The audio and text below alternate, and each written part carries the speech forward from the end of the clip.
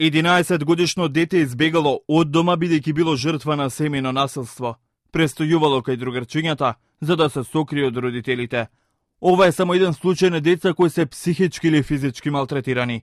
Слични случаи како овој во детската амбасада Мегаше се пријавени 10 за само 6 месеци. Разговаравме со него, разговаравме со Центарот за социјална работа за да се најде начин за тоа како да се разговара со родителите и да се подобри. Децата кои што бегаат од дома како резултат на семејно насилство, значи многу често можат да бидат жртви, да бидат изманипулирани.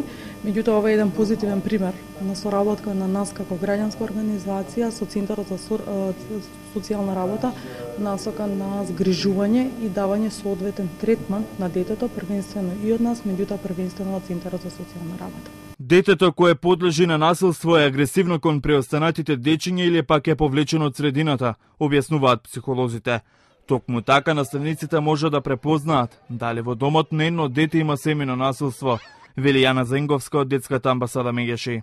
Доколку препознаат дека некое дете има некакво атипично однесување во однос на спроведување на активностите, во однос на односот со другарчињата, на самите наставнички или воспитувачи, бега, нема концентрација, има негативна, навредува многу, критички е настроен и така натаму, уринира, а не времето, мината е таа фаза, да речеме и годините за да се уринира во гаќе.